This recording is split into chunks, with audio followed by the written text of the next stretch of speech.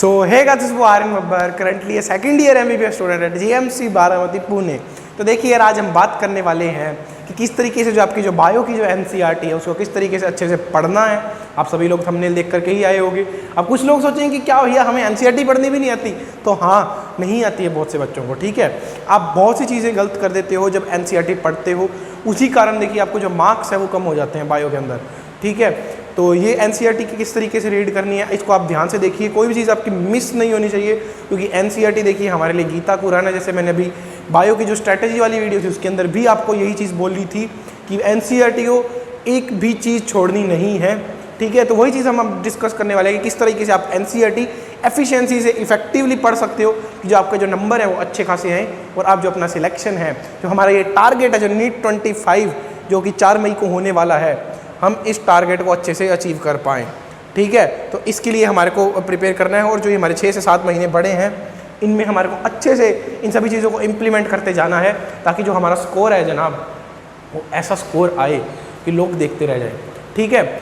अब देखिए एक चीज़ यार, मैं वीडियो स्टार्ट करने से पहले आप सभी लोगों को बोलना चाहूँगा कि अगर आप सभी लोगों ने अभी तक हमारा चैनल सब्सक्राइब नहीं किया है तो प्लीज़ यार इसको सब्सक्राइब कर देना, अपने दोस्तों के साथ भी शेयर कर दो, क्योंकि देखिए लाइन वाइज हम बैक टू बैक इसके ऊपर कंटेंट डालते जा रहे हैं, जिससे आपको नीट 2025 के अंदर बहुत ज़्यादा हेल्प होगी। आपको जो मार्क्स है वो एकदम से बूस्ट करेगा अगर आप सारी चीज़ें अच्छे से फॉलो करते जा रहे हो तो इससे हमारी भी थोड़ी सी हेल्प होगी, आपकी हेल्प हो ही रही है ऑलरेडी, ठीक है। तो स्टार्ट करते हैं आगे की वीडियो। अब देखिए आगे जाने से पहले एक चीज़ मैं और बोलना चाहूँगा कि कुछ बच्चे बहुत अच्छे से तैयारी कर रहे हैं, राइट। मैंने अभी फिजिक्स की जो स्ट्रैटेजी वीडियो वो भी डाली, उसके बाद मैंने बायो की स्ट्रैटेजी वीडियो डाली, ठीक है। अब अगर आप लोग बोलोगे तो केमिस्ट्री के ऊपर भी हम जल्दी वीडियो डाल देंगे, ठीक है। तो सब आपको लगभग चीज़ें आपको मिलते जा रही हैं। तो अब देखिए कुछ बच्चे बोलते हैं कि भैया यार हम मेहनत कर रहे हैं लेकिन फिर भी यार नंबर नहीं बढ़ रहे हैं। तो देखिए इनिशियल स्टेज जब होती है ना, तो उसमें क्या होता है कि कई बार हम मेहनत करते हैं बहुत ज़्यादा, लेकिन हमारे जो मार्क्स हैं वो उस मेहनत के अकॉर्डिंग नहीं आ रहे होते हैं। हम मार्क्स जो हमारे हैं वो उस मेहनत से कहीं ना कहीं कम आ रहे होते हैं। तो देखिए इनिशियल स्टेजेस में ऐसा होता है, क्योंकि देखिए जब हम इनिशियल स्टेज में होते हैं तो हम चीज़ों को स्टार्ट कर रहे होते हैं, ठीक है। हमारे को मेहनत तब ज़्यादा देनी पड़ेगी, क्योंकि देखिए एक कोई भी बॉक्स है, एक सेकेंड,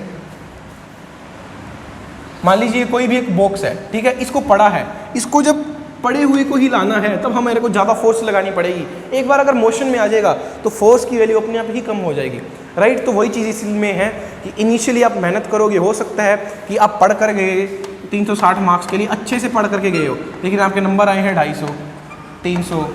तो इनिशियली ऐसा होगा कि जितना आप पढ़ोगे शायद उस अकॉर्डिंग के आपके मार्क्स ना आए, आपके मार्क्स थोड़े बहुत कम हों, तो लेकिन उससे उदास नहीं होना है, मायूस नहीं होना है। अपनी जो तैयारी है वो अच्छे से करती रहनी है। एंड में जाकर के जो आपका रिजल्ट है वो बहुत ही शानदार आने वाला है। मेरे को आप सभी लोगों पे भरोसा है, आपको अपने खुद पे भरोसा होना चाहिए।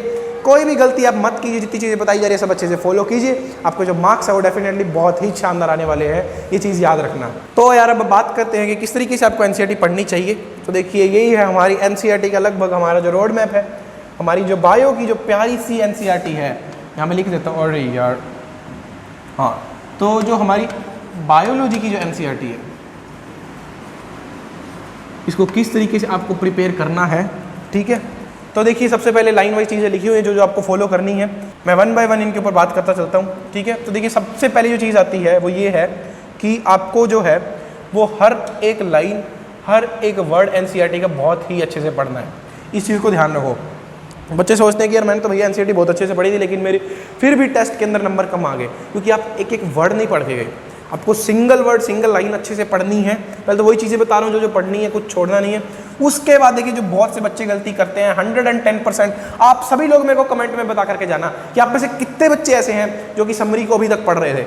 सच सच बता करके जाना कि कितने लोग समरी को अभी तक पढ़ रहे थे मेरी वीडियो देखने से पहले तक, ठीक है। और जो नहीं पढ़ रहे थे वो अपने आप से प्रॉमिस करो कि आज के बाद हर समरी पढ़नी है। ऐसा मैं क्यों बोल रहा हूँ, क्योंकि देखिए बहुत सी चीज़ें ऐसी है जो कि समरी में दी हुई है लेकिन चैप्टर्स के अंदर नहीं है, ठीक है। हमारा ये कहीं ना कहीं मिथ होता है हमारे दिमाग के अंदर कि जो समरी है वो चैप्टर को ही शॉर्ट करके दिया हुआ है, लेकिन नहीं, एनसीईआरटी के अंदर कहीं 4-5 चैप्टर्स के अंदर कुछ चीज़ें अलग से भी दी हुई हैं। फिर बच्चों को लगता है कि पेपर बाहर से आ गया, तो ऐसा कभी नहीं होता है, वो बल्कि एनसीईआरटी से ही होता है। आपको समरी भी पढ़नी चाहिए, राइट। उसके बाद आता है आपको हर एक डायग्राम अच्छे से पढ़ना है, उसकी लेबलिंग, ठीक है। उसके बाद आता है टेबल्स जितने भी हैं, जितने भी फ्लो चार्ट्स हैं। इसके अंदर एक चीज़ और लिख लो, जितने भी आपके जो, जस्ट अ सेकेंड, जितने भी आपके जो फ्लो चार्ट्स हैं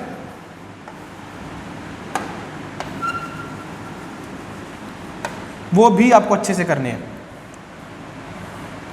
ठीक है। तो फ्लो चार्ट्स और टेबल आपको अच्छे से करने हैं। उसके बाद जो नेक्स्ट चीज आती है वो आती है जितनी भी आपके जो एग्जाम्पलर की जो बुक है उसको भी आपको एटलीस्ट एक बार देख करके जाना है। तो सबसे पहले तो ये चीज़ें वो होगी जो आपको कहीं भी स्किप नहीं करनी है, अच्छे से करनी है, जिसमें से इसके ऊपर मैं स्टार लगा देता हूँ क्योंकि ये बहुत बच्चे मिस करते हैं इसको, और उनके अगर नंबर कटेंगे तो यहीं कटेंगे, तो इसको अच्छे से याद रखना। सेकंड जो चीज़ है जो बच्चे मिस करते हैं वो ये है, तो इसको भी करके जानी है। अरे यार सॉरी, ठीक है, तो इसको भी अच्छे से करके जाना है, राइट। तो ये सब चीज़ें थी, ठीक है। अब इसके बाद बात करते हैं कि इफेक्टिवली बायो को कैसे पढ़ना है। तो देखिए मैं अपना तरीका शेयर करने जा रहा हूँ जो मैंने फॉलो किया था। साइड में आपको मेरी एनसीईआरटीज़ भी दिख जाएंगी कि किस तरीके से मैंने उनको प्रिपेयर किया था, जैसा मैं बताऊँगा वही चीज़ें मैंने की थी, ठीक है। अब देखिए क्या करना है आपको, क्या करना है सबसे पहले मार्केट जाकर के 3 कलर के हाईलाइट ले आने हैं, हाईलाइटर्स ले आने हैं। पहला नियोन कलर जो हमारा आता ही है, दूसरा पिंक कलर का, तीसरा ऑरेंज कलर का। अब करना क्या है वो सुनो, जो भी नियोन कलर का आपका जो हाईलाइटर है, ठीक है, तो नियोन कलर के हाईलाइटर से आपको क्या करना है, जितना भी इंपॉर्टेंट पार्ट है जो जनरली इंपॉर्टेंट हमारे को पता ही होता है, या जो PYQs वगैरह है, कुछ भी जो चीज़ें हैं वो सारा आपको इससे जो नियोन है इससे हाईलाइट करना है। मतलब आपको क्या करना है कि जितना इंपॉर्टेंट पार्ट है वो सारा नियोन से हाईलाइट करना है, ठीक है। उसके बाद देखिए जो हमारा जो पिंक हाईलाइटर है इससे आपको क्या करना है, जब आप इंपॉर्टेंट पढ़ लोगे उसके बाद जब नेक्स्ट रिवीजन से लगाओगे हो सकता है उसके अंदर भी इंपॉर्टेंट मिले, वो आपको पिंक से नहीं करना है, ठीक है, वो भी आपको नियोन से ही करना है। लेकिन जब आप सेकंड रीडिंग मारते हो तब क्या होता है कि हमारे को कुछ ऐसे वर्ड्स होते हैं या कुछ ऐसी लाइन्स होती है जो आपने शायद फर्स्ट रीडिंग में नहीं पढ़ी थी, आपको वो सेकंड रीडिंग में मिली और वो इंपॉर्टेंट है, कुछ वर्ड हो सकती है, कुछ लाइन्स हो सकती हैं, वो आपको पिंक से हाईलाइट करनी है। अब ये अलग से क्यों करनी है भैया, ये नियोन से क्यों नहीं करनी, क्योंकि ये आपको ये बताएगा कि ये वो लाइन्स है जो पहली बार में नज़र में नहीं आई, तो शायद ये हो सकता है कि ये अब इंपॉर्टेंट बन करके सामने आ जाए, ठीक है। तो इन लाइन्स का आपको ध्यान रखना है और जितने भी इंपॉर्टेंट वर्ड्स हैं वो हाईलाइट करते चल रहे हैं, ठीक है। वर्ड्स जैसे कि, अब वर्ड्स से मेरा क्या मतलब है, जैसे देखिए स्टेटमेंट वाले क्वेश्चंस में ये चीज़ आपकी हेल्प करेगी बहुत ज़्यादा। जैसे वर्ड से मेरा मतलब है जैसे लॉन्ग लिखा हुआ है कहीं, ठीक है, शॉर्ट लिखा हुआ है, लार्ज लिखा हुआ है, स्मॉल लिखा हुआ है, इस तरह की चीज़ों को हाईलाइट करके रखो। क्योंकि देखिए जब आपके जो स्टेटमेंट वाले क्वेश्चंस आते हैं वो यही आते हैं, मान लीजिए किसी लाइन के अंदर आपका, किसी लाइन के अंदर शॉर्ट लिखा हुआ था वो उसको चेंज करके लॉन्ग कर देंगे, किसी लाइन के अंदर आपका लार्ज लिखा हुआ तो उसको चेंज करके स्मॉल कर देंगे। यही चीज़ें होती हैं जो स्टेटमेंट वाले क्वेश्चन बनते हैं। अगर आपने इन वर्ड्स को अच्छे से तब हाईलाइट कर रखा है तो आपको अच्छे से देखिए ध्यान रहेगा कि कौन से वर्ड हम गलत कर रहे हैं और कौन से गलत नहीं कर रहे हैं, ठीक है। तो इस चीज़ का आपको ध्यान रहेगा और वो आपके दिमाग में रहेंगे कि यहाँ पर लॉन्ग था या शॉर्ट था, लार्ज था या स्मॉल था, ठीक है। एक सेकंड के लिए मैं साइड भी हो गया था, जिनको स्क्रीनशॉट लेना तो वो ले सकते हैं पीछे जा करके। अब देखिए लास्ट हमारा बचता है ऑरेंज, ये सबसे इंपॉर्टेंट है अकॉर्डिंग टू मी, ठीक है। हर किसी का अपना अपना पर्सपेक्टिव होता है यार, तो मेरे अकॉर्डिंग तो देखिए सबसे इंपॉर्टेंट यही है।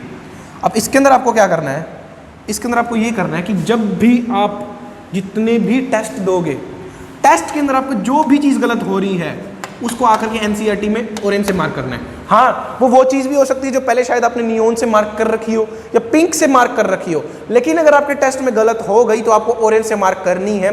इससे आपको ये भी पता चलेगा कि जो चीज़ें आपने पढ़ रखी थी वो भी आप टेस्ट के अंदर गलत करके आ रहे हो, पहली चीज़। दूसरी चीज़, कुछ हो सकता है आपको नई लाइनें मिले, ठीक है। और तीसरी चीज़ ये है कि जब भी आप उसके बाद एनसीईआरटी पढ़ोगे आपको ये याद रहेगा कि ये चीज़ मैं टेस्ट के अंदर ना गलत करके आया था यार, इस बार मेरे को ये अच्छे से करके जानी है ताकि ये गलत ना हो जाए।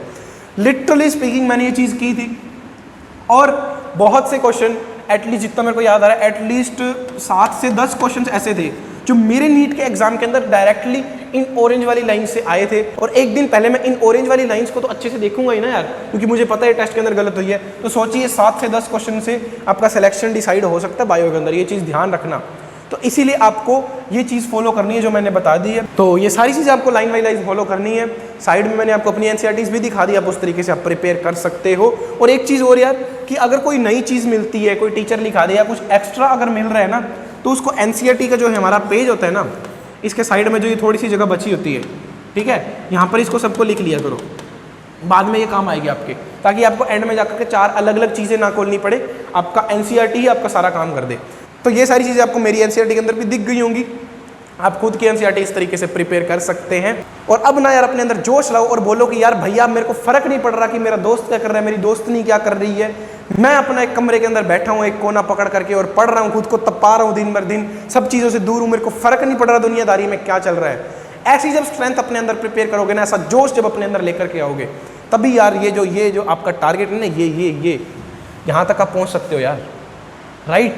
तो यहाँ तक पहुँचना है, सिर्फ स्ट्रेटजीज देख करके ही नहीं रुक जाना है, ये फाइनल जो हमारी चीज़ है यहाँ तक आपको जाना है। तो सारी चीज़ अच्छे से फॉलो कीजिए, हमारे चैनल को सब्सक्राइब कर लीजिए, आगे आने वाली वीडियोस में भी आपकी काफ़ी हेल्प होगी, अपने दोस्तों के साथ भी शेयर कर देना। तो इसी के साथ आज की वीडियो में इतना ही, मिलते हैं अगले वीडियो के दौरान, तब तक के लिए see bye, take care, have a nice day, thank you, all the best.